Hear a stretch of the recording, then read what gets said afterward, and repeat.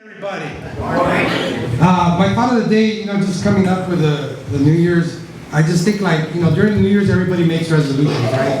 It's the highest rate of people joining the gym, diets, and all these different things. And so I was reading this quote yesterday, and it kind of really just stood out to me, right? It says, the greatest danger for most of us lies not in setting our aim too high and falling short, but in setting our aim too low and achieving our mark. And Jose is promoting his new hacks, right?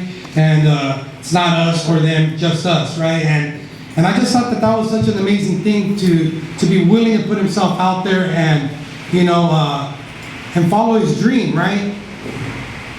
And so it makes me think about this New Year's, right? Because we set up goals, we start getting prepared for what we do, and it makes me think of how many naysayers we're going to see around us, right? There are going to be people that are going to say they're not going to like that hat, or it's not going to sell, or people are going to say, you can't do that, you're not going to make it, right? And so it just kind of makes me think. I remember a couple years back at the old office, Power 106 was giving out this contest. And I remember there was this guy, his name was Tito, on the radio station. There was a Spanish guy speaker that you couldn't even understand him on the radio station, right? And I called in to qualify, and I called in and I said my name and I told him who I thought the Super Bowl was going to win at that time, and he wrote my name down to be a part of the contest. And every day I would come into the office, at the old office, I would come in, I would be like, I'm going to win, dog. Hey man, I'm going to win, just watch. $10,000, it's all mine, I'm gonna win, right? And people would be like, be quiet, dog, you ain't gonna win. And everybody would just kind of like clown and think I was like lying to them, right? And I would say, no, I'm gonna win, just watch, I bet you, I'm gonna show you, I'm gonna win, right? And I kept saying that every single day, and I just kept doing that, right? And so the day comes and I call, because you get a free CD for your enrollment in the contest. And I called in to see if they have my free CD, and I gave him my date of birth, and luckily Tito got my date of birth right, because he didn't spell my name right, he didn't remember my address, but all they hung on was my birthday. So I go and I pick up the game CD at that time that they were giving out for free, and I picked up the game CD, his first CD, and I picked it up, and the next morning, because I went right before the drawing, and the next morning I'm asleep and the phone just keeps ringing. It was the day off, and the phone keeps ringing and the phone keeps ringing. And my wife was like, man, pick up the phone already, So I picked up the phone, and it's one of my friends.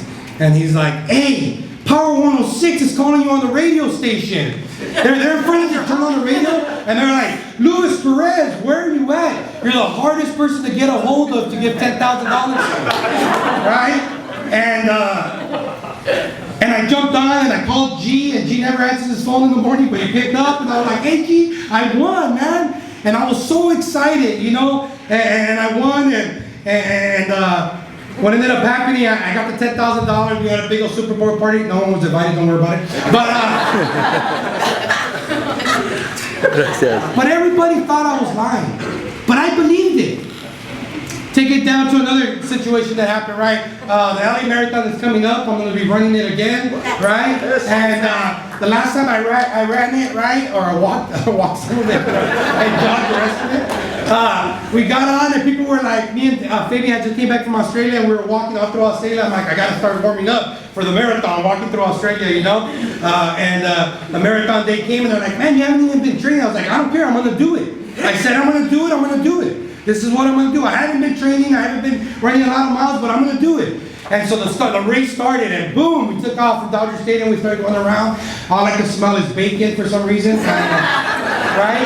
And I'm going, and we're going, and my mind starts telling me, man, you can't do this. And people started, there was Luis Colosio and a couple other homies, and they could have took off running and took off and made it happen already, but they jogged with me, and they walked with me, and we kept walking, and I didn't know that in the LA Marathon, after a while, they start opening up the streets after, you don't make it so long, right? And so the streets start opening up, and at that moment I wanted to quit. I wanted to say, I'm not going to do it. They're already opening up the streets. The race is over for me already. And I said, no, I'm going to keep on walking. The streets are open, cars are driving, and I just kept walking. My legs were hurting. I kept walking. I kept smelling bacon. I kept walking, right? And I got to the 10 mile mark and stuff, right by the 101 freeway. And I was walking, and my legs were hurting, and I was shaking, and I knew that I couldn't do it anymore. I knew that I couldn't make it. And I was disappointed. And I was hurt. And I was angry. But I knew that I didn't train as much. And I didn't put myself out there as much like I needed to do. And so I called Van Todd to pick me up. Van Todd came to pick me up off the 101 freeway like a hitchhiker. And I came back, and by the time I came back, I couldn't even walk to my car. I got off the car and I couldn't even walk. Now sometimes people would say that was a failure and I didn't make it. But it wasn't. It's what I learned. And next time I do it, I have to train. I have to get better. I have to focus on what I need to do. And no matter what, every time I'm going to try, until I accomplish it, I'm going to keep doing it. Until I get that award. And so as the New Year's comes around, and you start to question your goals, and you start to say, should I go to the gym this morning? Or should I stay on that diet? Or should I keep coming to Homeboys? Or should I keep on doing this when failure or shortcomings happen? I tell you, you should. Don't give up. I believe in you. I believe in you the way that people have believed in me when I thought I couldn't do this. People loved me when I couldn't love myself. People told me that I could when everybody else said I couldn't.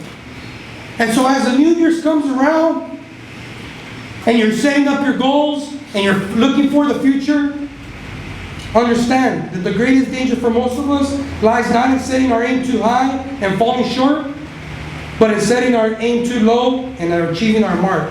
Have a great day.